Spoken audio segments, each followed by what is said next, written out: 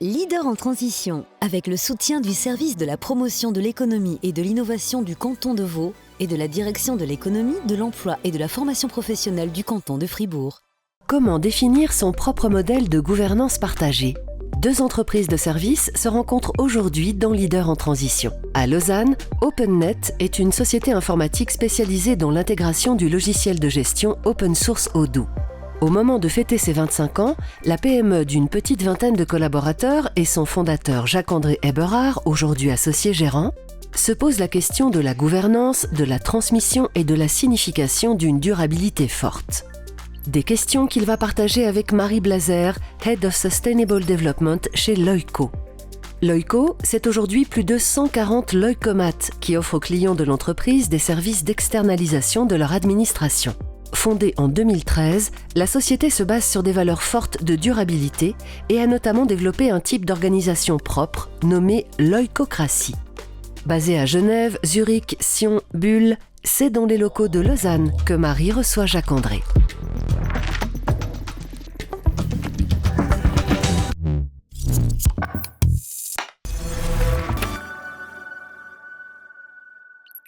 Bienvenue Jacques-André aujourd'hui pour parler de gouvernance distribuée chez Loico.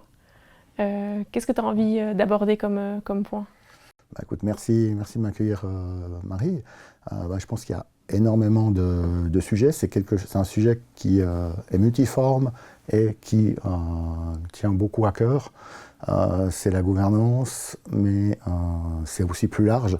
La gouvernance, elle va aussi avec l'ensemble des engagements qu'une entreprise peut avoir, de la place de l'entreprise et la place qu'on peut avoir en tant que personne. Il y a un certain pouvoir dans l'entreprise par rapport à son positionnement dans la société.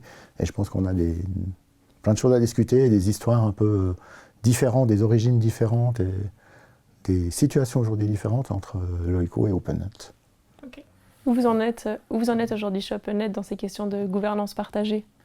On a un long itinéraire, la société. Elle a été créée il y a 25 ans. Elle n'a pas du tout été créée avec des valeurs de gouvernance, de durabilité au cœur. C'était une entreprise tout à fait, je dirais, traditionnelle, jusqu'à environ il y a 5 ans en arrière. Lorsqu'on a dû un peu se positionner face au grand mouvement du climat de la fin des années 2020, avec la question de la justice climatique, la justice sociale, etc. Et là, on s'est remis en cause. On a imaginé se transformer en coopérative pour avoir finalement une assise plus large et se diriger vers une économie du bien commun. On n'a pas réussi à le faire pragmatiquement parce que dans ce cas-là, il faut que les coopérateurs et les coopératrices, qui sont les employés d'entreprise, qui étaient plutôt jeunes, aient les moyens de racheter l'entreprise. A posé un certain problème, évidemment, de ressources. Et donc, on a aujourd'hui mis un modèle qui mimique un peu ce qu'on serait devenu si on était une coopérative, tout en restant finalement bloqué un peu dans ce statut de SRL. Donc, on a évolué vers, mais l'objectif de base n'a jamais été de créer une société dans ce domaine, même si aujourd'hui, je pense que ça fait partie de notre ADN. Je crois que ça faisait partie des volontés des créatrices de Loico. Alors Loico a été créé en 2013. C'est vrai qu'il y avait vraiment une démarche assez participative dès le début.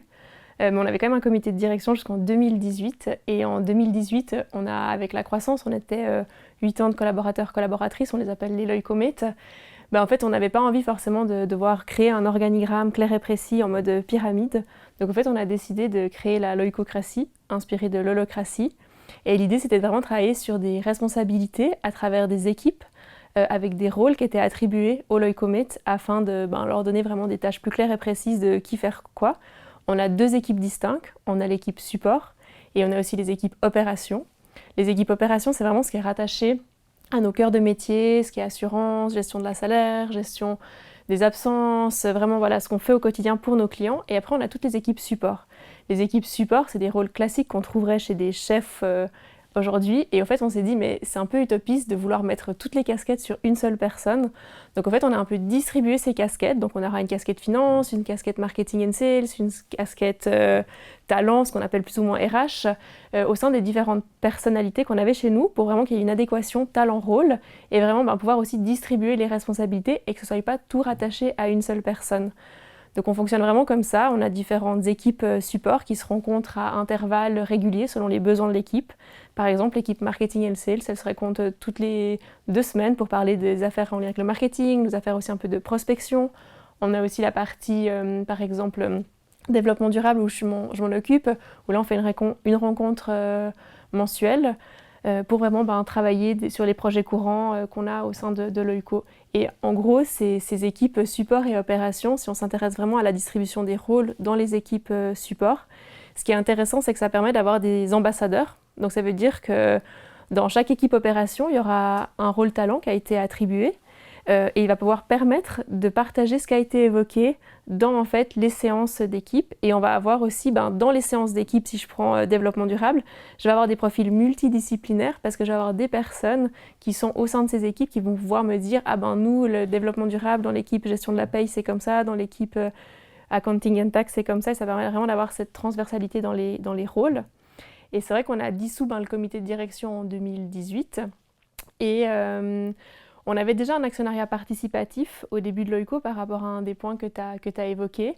Et je pense que la mise en place de la loïcocratie, ça a amélioré aussi cette dynamique participative au sein de l'actionnariat, où avant c'était surtout des loïcomates qui étaient là depuis plus ou moins la création et il fallait quand même aussi avoir un capital important pour rentrer dans l'actionnariat. Et ça, c'est vraiment des choses qu'on a essayé de travailler pour le rendre plus accessible. Aujourd'hui, on a 88 actionnaires, 44 hommes, 44 femmes. On est aussi content de cette parité des genres. Et on travaille vraiment aussi beaucoup là-dessus. Et je dirais que la loïcocratie, avec la création de notre constitution, a aussi favorisé cette dynamique participative au sein de l'actionnariat. On garde un conseil d'administration avec des loïcomates et aussi des personnes externes parce qu'on a envie de se faire challenger et pas de rester sur le statu quo parce qu'on sait que vraiment on a besoin d'avoir cette dynamique d'amélioration continue. Alors c'est vrai, si tu veux, quand tu dis comme ça, des fois ça peut être compliqué pour une structure qui est plus petite parce qu'il y a beaucoup de rôles, beaucoup de fonctions différentes. Vous êtes 150, je crois, quelque chose comme ça à peu près. Alors chez l'OICO, on est 140, mais quand on est passé à la loïcocratie, on était 80. D'accord. Et c'est vrai qu'en fait, on observe vraiment des mécanismes différents parce qu'on a des équipes, typiquement l'équipe gestion de la paye, on est 40 et on peut avoir l'équipe future des organisations où on est 5. Donc c'est clair qu'on a aussi besoin de trouver des mécanismes de fonctionnement qui s'adaptent en fonction de la taille des équipes. Et typiquement dans l'équipe gestion de paye, on a créé des rôles relais parce qu'en fait on avait des tailles critiques et on voit qu'une équipe, pour qu'elle ait une bonne dynamique, le nombre idéal ce serait 10. Mais voilà, on peut s'adapter en fonction du niveau de personnes et de ressources qu'on a dans l'entreprise. Donc c'est vrai qu'on essaye vraiment de travailler aussi à ce niveau-là. Et ça veut dire qu'on va pas faire des choses à la carte, mais en fonction des équipes, on va créer en fait vraiment certaines équipes n'auront pas forcément tous les rôles parce que justement ça prendrait peut-être trop de temps, mais trouver cette équipe future des organisations, elle est assez récente, c'est quoi les rôles qu'elle a besoin? C'est un rôle marketing and sales, c'est un rôle planification, c'est un rôle coordination pour pouvoir vraiment se développer et à terme on ajoutera dans l'équipe les différents rôles et en relais les rôles coordination support sont là aussi pour soutenir l'équipe. Donc on essaye vraiment de travailler là-dessus. Et au fur et à mesure aussi du déploiement de la loïcocratie, on a aussi créé des rôles loïcocratie champion. Dans chaque équipe, c'est aussi un rôle support, vraiment pour faire évoluer et veiller aussi aux bonnes pratiques de la loïcocratie. Tu vois, tu disais la taille idéale d'une équipe, c'est 10. Je pense que quand on a commencé cette aventure, on était probablement 12, on est aujourd'hui 18. C'est parfois difficile de mettre en place une structure plus petite, parce qu'il faut compter aussi que comme on n'est pas né avec cette préoccupation au centre, il y a beaucoup de gens qui sont venus travailler chez OpenNet parce que c'était des techies, ils voulaient faire de la tech. Et tout à coup, on leur dit, maintenant, est-ce que vous voulez être associé? Est-ce que vous voulez des parts? Est-ce que vous voulez participer à la réflexion, à la stratégie? Donc forcément, tous ces personnes-là, elles vont plutôt se mettre à l'écart. Donc ça veut dire qu'après, il nous reste à peu près peut-être 2/3 de la société, des collaborateurs qui sont intéressés à participer. Et c'est un peu ce qui a fait que notre première version, finalement, c'était un peu la version plénière. Tout le monde se réunissait, tout le monde parlait de tout, etc. Et finalement, personne ne décidait de rien et tout le monde était frustré. Mais effectivement, il y avait un groupe finalement d'une dizaine de personnes qui activement parlaient, mais en type plénière AG. Ensuite, on a essayé de mettre des rôles, puis à moment-là, à l'intérieur, on va faire des petits groupes de travail, et il y aura une personne qui a la charge de décider, mais qui doit consulter d'autres personnes. Ça a amélioré le fait que des décisions se prenaient, mais ça a péjoré le fait que les décisions étaient prises finalement, les gens d'infra, ils prennent une décision pour l'infra. Les gens du dev, ils prennent des décisions pour le dev, etc. Et ce qui nous manquait, c'est la version 3 qu'on a maintenant, finalement, c'était des redevabilités, de dire finalement que chaque service, on en a 6, mais on a plutôt 3, 4 personnes par service, mais ce qui veut quand même dire que les gens se retrouvent parfois dans plusieurs services, ce qui n'est pas forcément mauvais, mais chaque service a une mission, une raison d'être, a des redevabilités, une limite de pouvoir. Et le but, pour moi, tu as dit à un moment que vous avez dissous le conseil de direction. Mon but en tant que fondateur, en fait, c'est de me dissoudre, quelque part, ce rôle de direction de lead à l'intérieur de ces services, gentiment prendre ma retraite, etc. Donc, d'arriver à être remplacé progressivement et dilué à l'intérieur de ces services avec un problème qu'on évoquait tout à l'heure, c'est le côté, finalement, des services peuvent être excellents pour manager une entreprise, mais il est plus difficile si on rentre sur des côtés de stratégie, d'entrepreneuriat, etc. Il y a souvent 1-2 personnes qui, par leur nature, par leur volonté ou par la force de travail qu'elles mettent dedans, ont ce rôle de leader. Et donc, cette question du leadership partagé, je ne sais pas si quand vous avez dissous le conseil de direction, il y a eu un moment un peu de flottement ou pas. Alors je pense que quand Loïco, on a dissous le comité de direction, pour certains ça a été plus facile que d'autres parce que on a l'habitude des fois d'avoir un certain pouvoir, une certaine autorité et c'est pas toujours évident aussi de se remettre en question et de lâcher là-dessus. Et des fois, comme tu l'as évoqué, c'est aussi une posture naturelle. Chez Loïco, on travaille beaucoup sur la culture du feedback et de la formation. La culture du feedback où, en fait, il y a besoin de faire des feedbacks à des personnes quand des fois, elles vont peut-être aller trop loin dans certaines décisions par rapport à leur rôle. Est-ce qu'elles avaient vraiment l'autorité de prendre cette décision ? Parce qu'en gros, quand on passe aussi dans ces modèles de distribution, de gouvernance partagée, c'est des mécanismes qu'il faut aussi se poser la question. Ok, tu me consultes, mais est-ce que là, j'ai l'autorité de prendre la décision ou je suis juste un rôle impacté ? Et il y a vraiment aussi besoin de prendre conscience de ces questions de réflexion pour vraiment travailler dessus aussi au quotidien. Donc ça veut dire qu'on a vraiment fait cet accompagnement dans la culture du feedback pour aussi exprimer des feedbacks de qualité et apprendre à dire à la personne, là dans ce processus de décision, je me suis pas sentie à l'aise parce que l'autorité me revenait et tu as eu un côté un peu trop enthousiaste sur la prise de décision et ça allait un peu à l'encontre de l'autorité qui te revenait. Et ça, je pense que c'est assez important de vraiment travailler aussi sur ces questions d'écoute et de bienveillance sur les feedbacks. Donc ça, c'est vraiment quelque chose qu'on a dû faire. Et le feedback, je pense, c'est quelque chose que je vois comme un muscle. En fait, c'est pas parce que demain, je te donne un cours de feedback que tu vas savoir en faire. En fait, c'est vraiment des choses chez Loïco qu'on fait régulièrement. On repartage, on refait des formations, on met à jour du contenu pour vraiment les Loïcomates intégrer ça dans leur quotidien. Et un feedback mal fait peut être aussi très destructeur parce que quand on prend des nouveaux rôles, en fait on est content, on prend la coordination d'une équipe, on a certaines responsabilités, mais de faire un feedback d'une mauvaise manière à un collaborateur, une collaboratrice, ça peut vraiment casser son enthousiasme et être contre-productif. Donc vraiment aussi travailler là-dessus puis aller dans ce feedback bienveillant, basé sur des principes de communication non violente et vraiment d'émotion, de ressentiment. Mais c'est aussi une éducation qu'on a besoin de faire parce que je ne suis pas sûre que dans notre société actuelle, c'est toujours l'approche qu'on va avoir. Donc on travaille vraiment aussi là-dessus. Et quelqu'un qui me fait un feedback négatif, au fait, il a du courage. Parce que souvent, on n'a pas trop d'intérêt de faire un feedback négatif à quelqu'un. Donc au fait, quand quelqu'un fait un feedback, moi je sais qu'un des cofondateurs de Loïco, je lui ai fait 2-3 feedbacks, il m'a remercié d'être sincère et transparente avec lui sur certains éléments. Parce qu'au fait, je pouvais l'aider à s'améliorer, à aller de l'avant.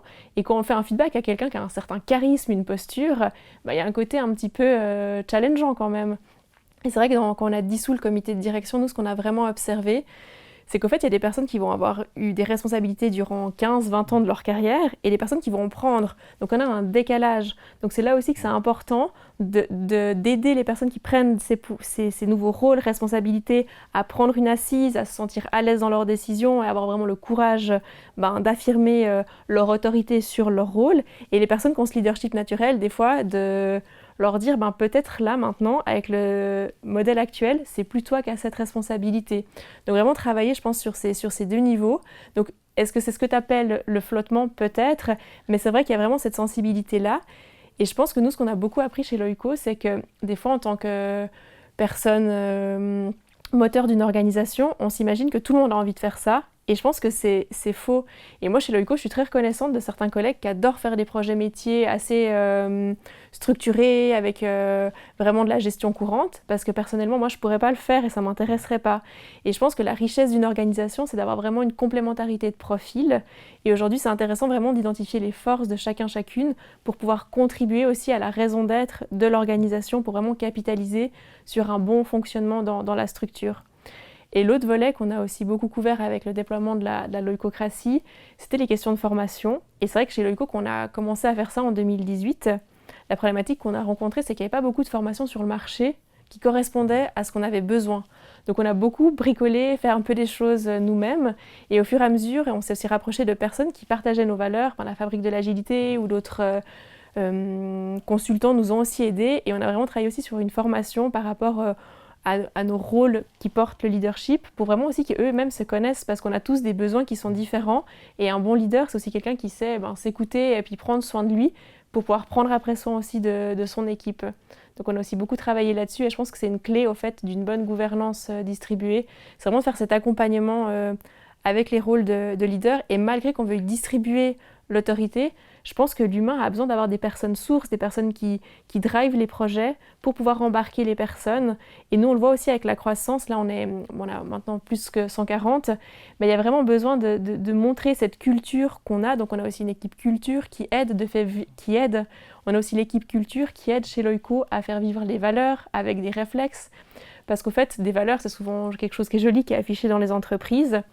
Et c'est vrai que chez nous, on a voulu les mettre avec des comportements attendus pour dire aujourd'hui, si Loico était une personne, comment elle se comporterait, pour vraiment essayer de rendre ça le plus concret possible. Et dans la gouvernance distribuée, nous aussi, ce qu'on a fait dès le départ, je l'ai évoqué avant, on a parlé de la Constitution, mais en fait, on pourrait croire que la gouvernance distribuée, c'est chacun fait ce qu'il veut, mais en fait, on a vraiment un cadre d'entreprise qui est assez défini, avec la raison d'être, avec certains éléments de prise de décision. On a regardé, qu'est-ce que le conseil d'administration avait comme prise de décision en lien avec son autorité, quelles étaient les autorités aussi de nos actionnaires, et en plus, au niveau, par exemple, si on réalise le budget, pour prendre un exemple concret, il y a une co-autorité entre les actionnaires et le conseil d'administration.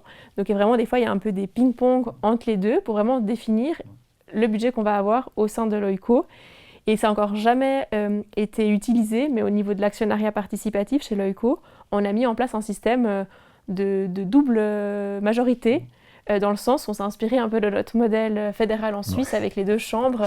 Ça veut dire que si vraiment il y a des questions, une fois qui vont être peut-être plus challengeantes ou clivantes dans l'organisation, il y a le vote en fonction du nombre de parts et le nombre en fonction du nombre de personnes.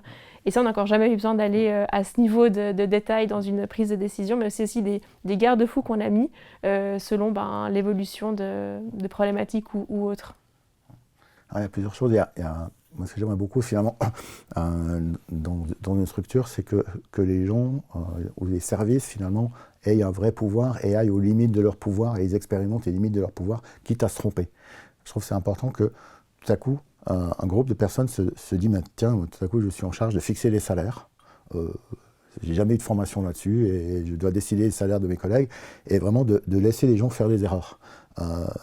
On a souvent, et c'est un peu, à mon avis, une vision que j'ai un peu chez nous, on a aussi un conseil des gérants, je reviendrai là-dessus, mais qui parfois veut un peu trop contrôler les services pour pas qu'ils fassent des erreurs. Et c'est des petits enfants, les services. Il faut qu'ils tombent, il faut qu'ils se ramassent en bas de l'escalier, ils apprendront à rouler. Donc le service, pour moi, doit avoir une grande autonomie, une grande liberté de décider. Il ne doit pas faire des erreurs tellement grandes qui mettent en péril l'ensemble de l'organisation humaine qu'est l'entreprise, mais de beaucoup plus laisser les gens apprendre. Moi, je peux dire qu'en 25 ans, qu'est-ce que j'en ai fait des erreurs en tant que fondateur d'OpenNet, mais globalement, j'ai dû faire moins d'erreurs que de bonnes décisions, donc on est toujours là. Et j'aimerais vraiment que, dans cette forme d'apprentissage, que ces services puissent faire des erreurs. Alors, au niveau du conseil des gérants, on n'a pas cette double majorité. on a donc un conseil des gérants qui est, donc l'actionnariat est ouvert uniquement aux employés. Donc une partie des employés sont représentés, sont au conseil des gérants, d'autres ne sont pas. Et le conseil des gérants, c'est une personne, un vote. Point barre. On n'a pas cette notion double majorité. On s'est dit que, et je suis heureux de savoir que vous avez jamais eu besoin d'utiliser, on s'est dit qu'autant que faire se peut, on allait essayer au niveau du conseil des gérants de se mettre d'accord.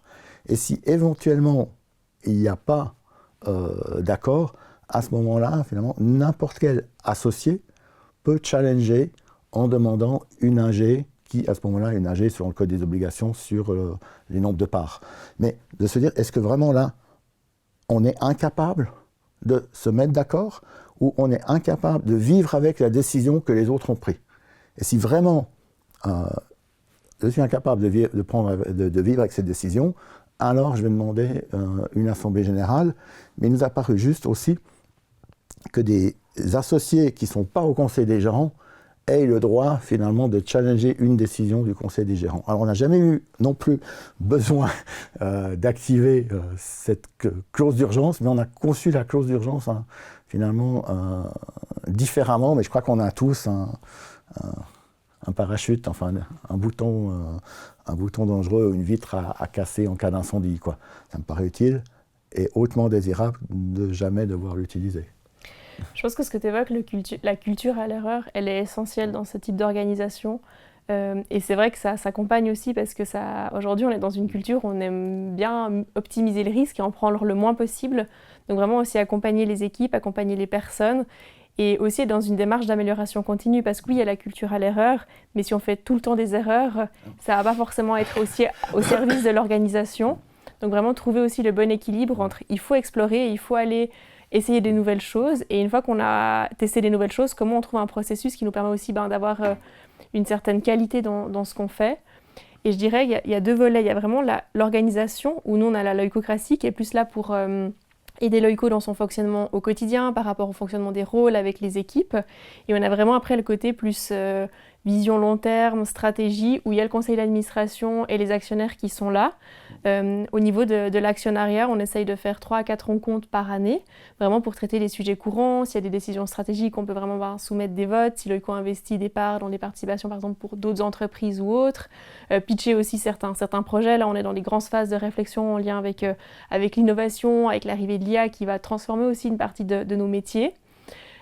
Et après, on a vraiment aussi une assemblée générale une fois par année où là, on va avoir la revue de notre jurisprudence qui est un élément complémentaire à notre constitution qui permet aussi vraiment de clarifier la prise de certaines décisions, qui a l'autorité de, par exemple, si je veux aujourd'hui déménager à Bulle et je veux être attaché au bureau de Bulle, qui a l'autorité? C'est moi en tant que l'oïcomé. Par contre, il y a des rôle impacté, ça va être le rôle logistique pour savoir s'il y a de la place l'espace de coworking de Bulle.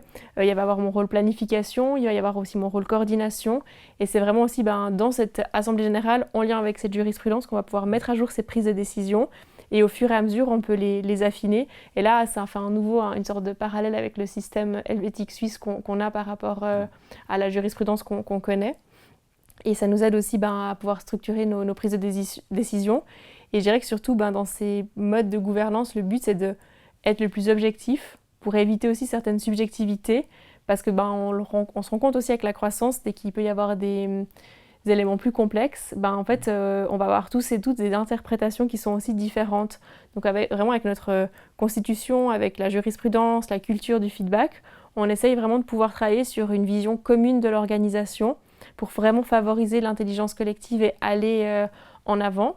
Et au-delà de ça, au fait, chez l'oïco, on a créé la leucocratie en 2018 et on a toujours voulu explorer et on partage aussi notre expérience à travers différents contenus qu'on met sur les réseaux. On a aussi créé un podcast de la leucocratie sans filtre pour expliquer un peu aussi nos challenges au quotidien. On partage beaucoup au niveau de la communauté, que ce soit au niveau de la durabilité ou de la fabrique de l'agilité.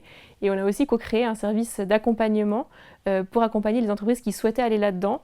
Et quand on fait ces missions d'accompagnement sur le futur du travail avec la gouvernance distribuée, en fait, on apprend beaucoup parce que des fois, les clients vont se poser des questions Et on a vraiment cette posture de partenaire, et ça nous aide aussi à grandir par rapport à tous ces projets qu'on peut faire aussi avec nos clients, les formations qu'on va créer pour eux, les réflexions, les échanges qu'on va avoir avec des comités de direction, des collaborateurs, collaboratrices.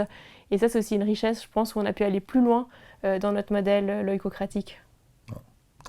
Et ça touche entre guillemets un peu le troisième point, hein, qui était finalement celui de la performance, hein, versus la durabilité. Et je pense que tout le monde a essayé finalement de limer dans les chaînes d'approvisionnement, de limer dans les équipes, etc. Et on a vraiment exploité la performance jusqu'au dernier fil. Et par rapport aux changements qui viennent, je veux dire, c'est que la performance, elle doit se voir dans le temps. Et une performance qui se voit dans le temps, elle inclut la durabilité, elle inclut aussi les fournisseurs et les clients. Donc je trouve ça intéressant quand tu arrives à influencer finalement une filière, une chaîne de valeur, et tu ne te retrouves pas comme étant le maillon qui souhaite être vertueux dans un système qui souhaite optimiser. Parce qu'à court terme, tu n'es pas performant. Lorsqu'il y a une crise, tu deviens peut-être performant, mais parfois, je pense voir des fois des entreprises tout à fait vertueuses qui se font un petit peu éjecter du système. Et si, par exemple, je voulais faire une entreprise de nettoyage, payer les gens correctement, utiliser des produits phytosanitaires de qualité, etc., je vais quasiment faire faillite instantanément. Et finalement, le système ne me tolère pas. Et s'il arrive à m'insérer dans une filière, ben, à la place d'être le champ où j'ai planté que du blé, et puis super rendement cette année-là, mais l'année prochaine j'ai un ravageur, et ben, je vais pouvoir durer. Et c'est comment est-ce qu'on arrive finalement, en tant qu'entreprise engagée, à se regrouper, et puis un petit peu à se serrer les coudes, hein. Tu parlais de la Fab Lab, on est tous les deux impliqués dans la Convention des entreprises pour le climat, et c'est justement cette question qui nous est posée aujourd'hui, qui est très simple, hein. Que fait OpenNet pour le vivant?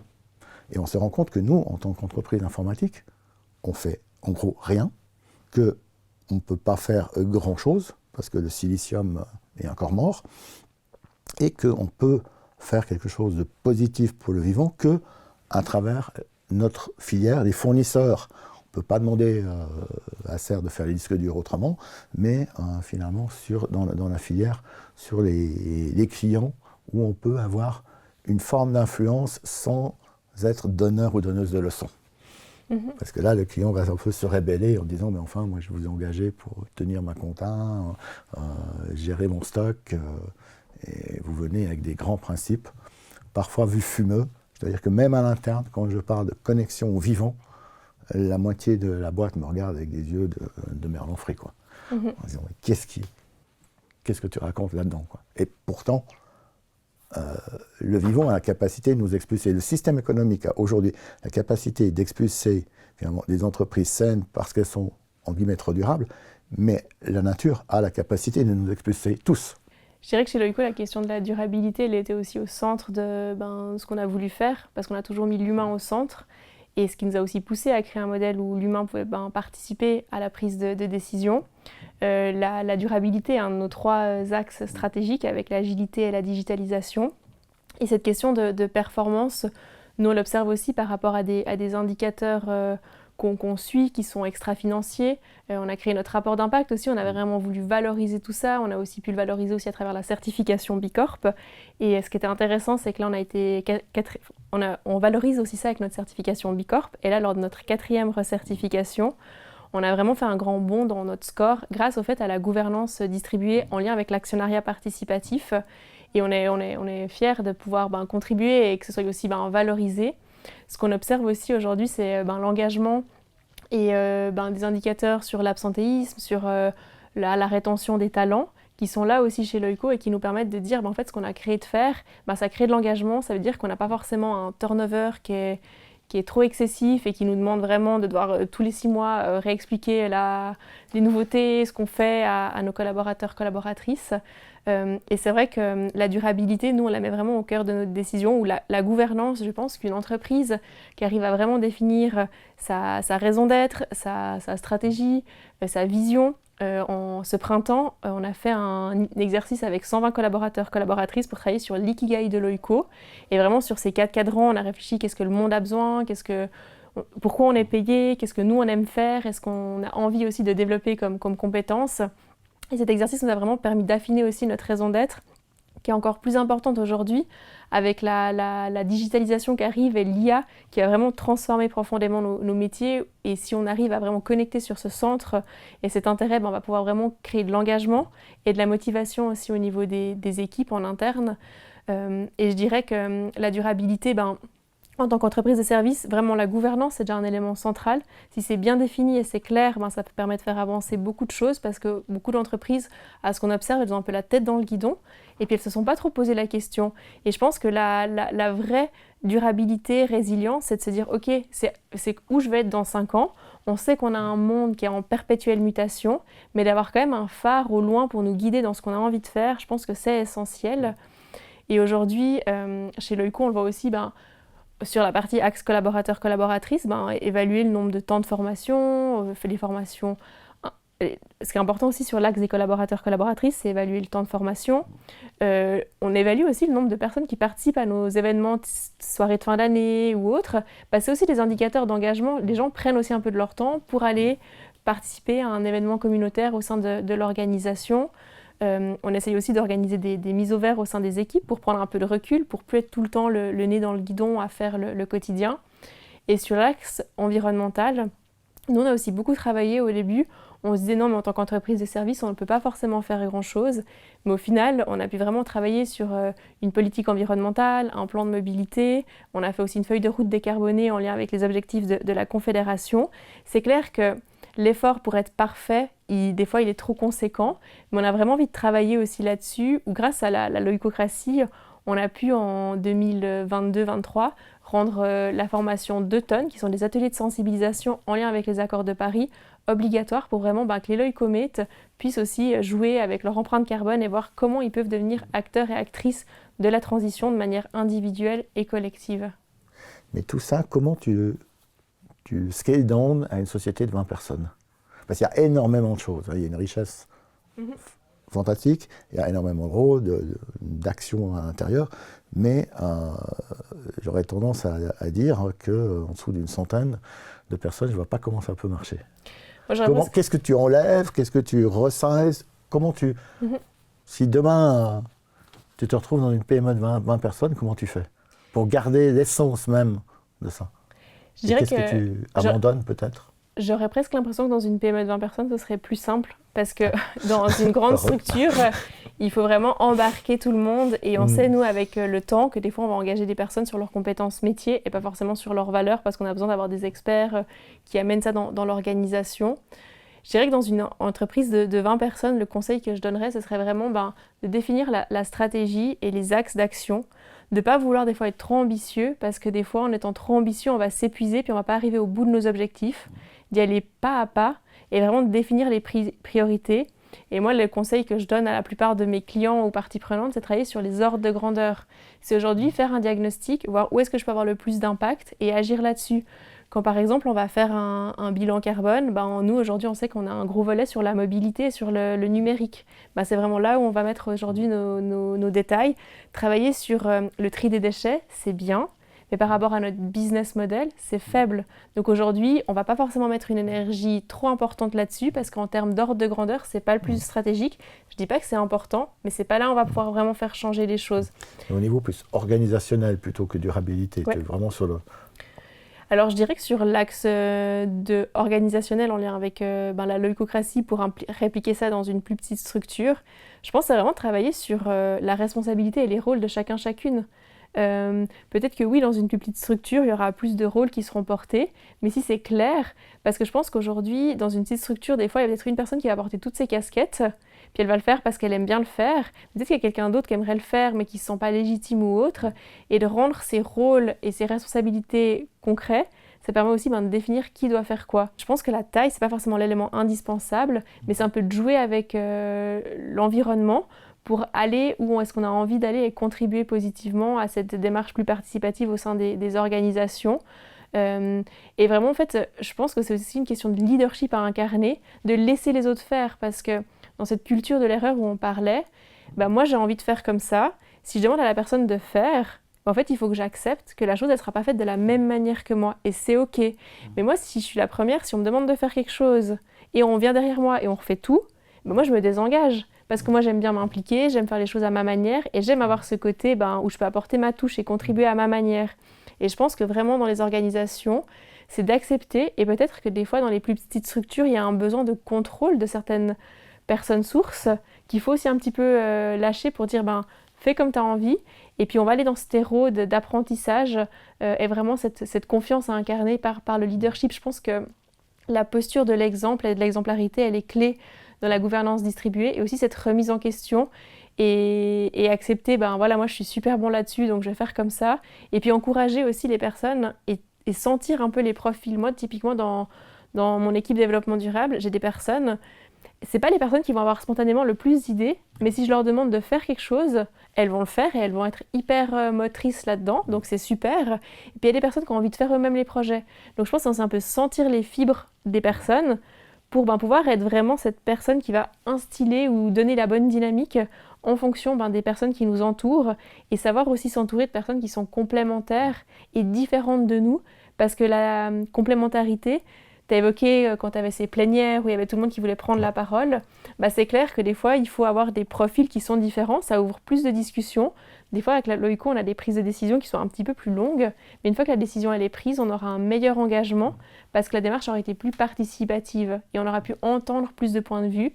Par contre, je pense par rapport au côté plénière, il faut aussi cadrer par rapport au rôle, et à un moment donné, il faut dire à la personne « j'entends ton point de vue, mais l'autorité me revient ». Et c'est pour ça qu'au début des projets, peut-être encore plus dans une PME où on a une démarche participative, de vraiment se rattacher au rôle et dire « ok, on veut prendre cette décision, qui a l'autorité, quelles sont les personnes impactées et comment on va avancer ?» Et je pense accepter de te dire, là, je vais te faire un feedback sur ton rôle marketing and sales par rapport à l'offre que tu as fait chez le client. Moi, sincèrement, si je dois réaliser ce projet, je ne vais pas le faire en 8 heures, mais je vais le faire en 16 heures. Donc finalement, on n'aura pas la bonne rentabilité si je parle avec ma casquette finance par rapport à la tarification du projet pour aussi la pérennité et la durabilité de l'entreprise. Alors, la plénière, chez nous, elle est devenue progressivement non plus un lieu de débat, mais vraiment un lieu d'information. La première chose, toute décision qui est prise, elle peut être changée dès le lendemain, si on a une meilleure idée, etc. Donc la plénière, c'est dire, il y a tel service qui a travaillé là-dessus, le conseil gérant, qui a décidé un certain nombre de choses, on informe, question tour d'éclaircissement. Si une personne a, pense-t-il ou elle, une meilleure idée, il demande de la garder, éventuellement de rejoindre le service en question, puis dire j'ai entendu à la plénière, vous pouvez faire comme ça. Moi, je pense que c'est absolument pas ça qu'il faut faire. Mais la personne, elle s'investit, elle rejoint le service, elle revient potentiellement avec une meilleure idée. Mais sinon, on tombe un peu dans le yakisme. Il y a tout le monde, ouais, mais pourquoi on n'a pas fait ça, puis pourquoi ça, etc. Donc, voilà, c'est vraiment extrêmement structuré et très top-down, finalement. On informe tout le monde en transparence totale. Les gens qui pensent qu'ils ont une meilleure idée. Okay, moi, j'aimerais rejoindre le service parce que je pense que vous faites fausse route, c'est bon. La personne rejoint, elle développe une meilleure idée, le service revient avec une version 2. Donc, c'est-à-dire qu'une décision n'est pas finalement très importante parce qu'elle n'est que temporaire. Elle va constamment être remise sur l'ouvrage dès que quelqu'un vient avec une autre version. Donc, ça peut aider aussi des fois les gens à dire ok, moi, j'y crois pas vraiment, mais je peux vivre avec, j'accepte la décision. Par contre, si tout à coup, il y a 2 ou 3 personnes qui disent « je trouve vraiment qu'on peut faire mieux », c'est plus facile d'accepter quelque chose qui est temporaire que quelque chose qui est permanent. C'est plus facile de louer un logement que d'acheter une maison. Ça demande un peu moins de réflexion préalable. On est un peu dans ce mode-là, vu que ça soit sur l'écologie ou l'impact de l'IA, on a beaucoup de... C'est très compliqué de se projeter. Le futur est flou, quoi. Chez Loico, on a créé la loicocratie inspirée de l'holocratie, sociocratie. On a préféré créer notre propre modèle pour vraiment s'adapter à ce qu'on avait besoin. Il y avait certains éléments dans l'holocratie qui étaient un peu trop rigides pour nous, notamment à travers la gestion des séances d'équipe et l'attribution aussi des rôles. Et c'est vrai que chez Loico, par exemple, on a voulu garder les rôles de coordination pour vraiment avoir un leadership dans l'équipe. Donc le rôle de coordination, il est vraiment garant de la raison d'être, du bon fonctionnement de l'équipe, et aussi une personne relais en cas de tension. Mais il n'a pas certains rôles comme la partie finance, la partie talent, la partie marketing and sales. Et c'est vrai qu'on a vraiment voulu aussi travailler sur ces aspects par rapport aux séances parce qu'on n'avait pas forcément envie d'avoir un cadre trop rigide qui donnait des espaces qui étaient proposés par la littérature en lien avec ça. Et aujourd'hui, on a aussi laissé la liberté à chacune de nos équipes de s'organiser comme elles souhaitaient lors de ces séances.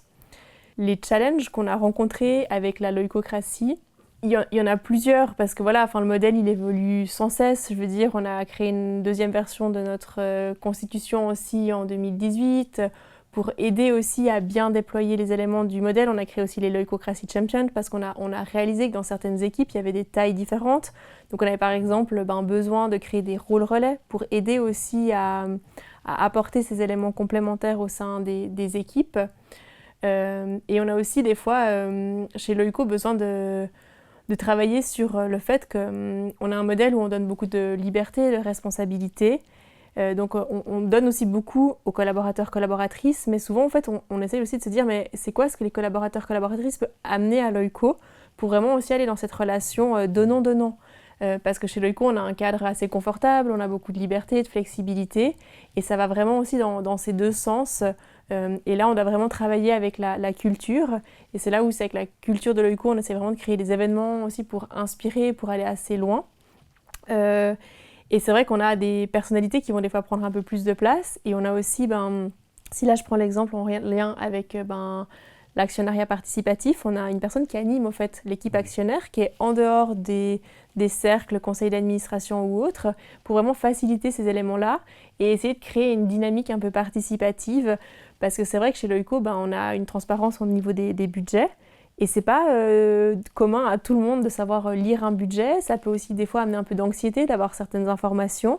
Donc on essaye aussi là de travailler sur de la vulgarisation, sur des espaces de formation pour comprendre comment lire un budget, et d'essayer aussi de préparer au mieux nos séances pour dire voilà l'ordre du jour, est-ce que vous avez des points à partager, est-ce que vous avez des questions, parce qu'en fait prendre et avoir du pouvoir c'est bien, mais il faut aussi après avoir les connaissances pour pouvoir aussi bien l'utiliser, et ça c'est pas toujours simple à faire.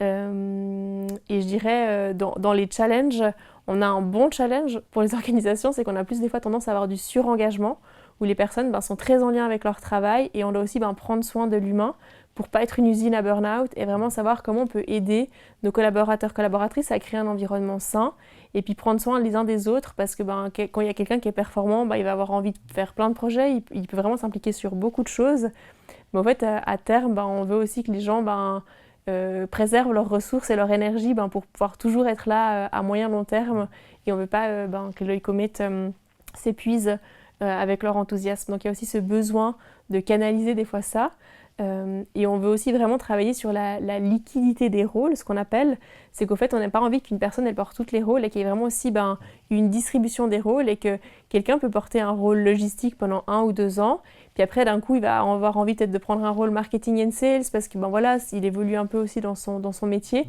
il puisse le faire. Donc quand je prends un rôle support, c'est vraiment dans un objectif de se donner de la peine un certain temps sans forcément devoir travailler tout le temps sur ce rôle.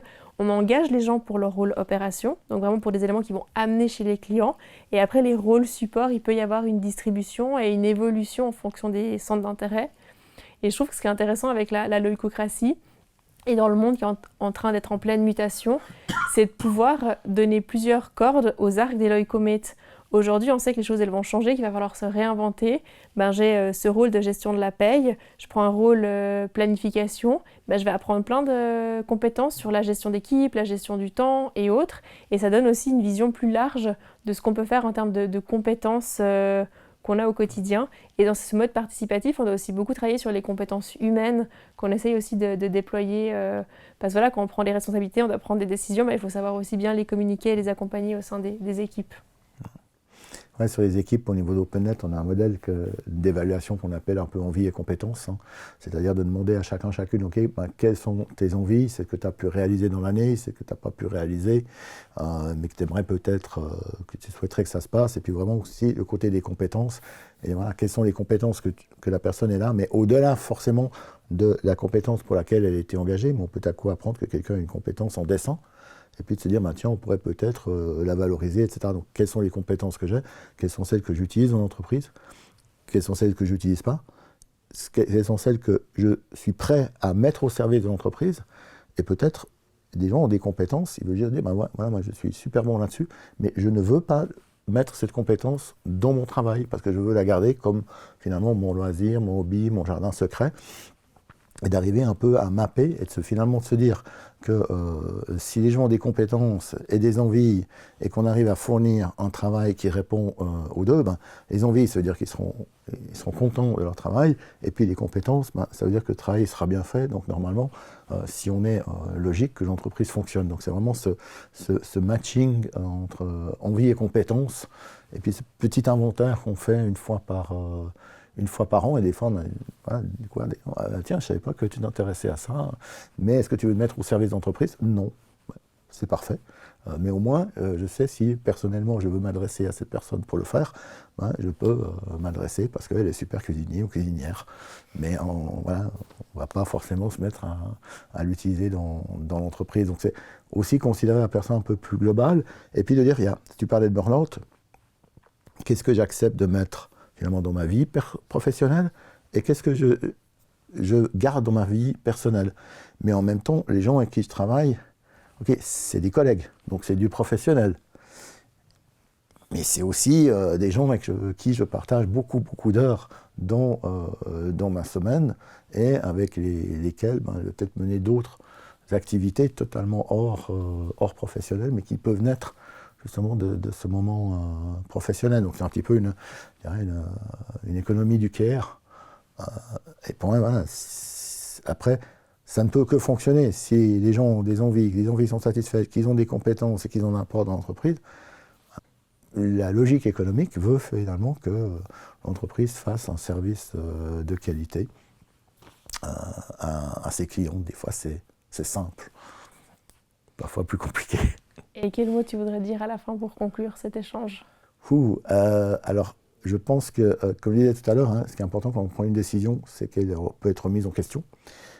Tout ce qu'on a dit aujourd'hui était valable, je crois qu'on est à peu près le 15 novembre 2025. Il sera peut-être plus valable dans une année, etc. Donc c'est vraiment, on est tous sur un chemin.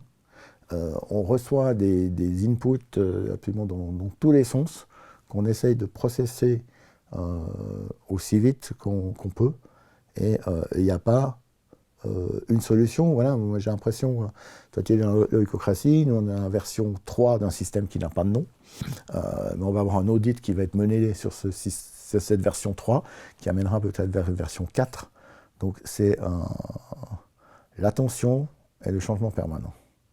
Merci pour l'échange et d'être venu dans les bureaux de l'OICO. Merci à toi, et merci aussi à Chaos, à la télé, enfin, toutes les personnes impliquées dans cette réalisation. Leader en transition, avec le soutien du service de la promotion de l'économie et de l'innovation du canton de Vaud et de la direction de l'économie, de l'emploi et de la formation professionnelle du canton de Fribourg.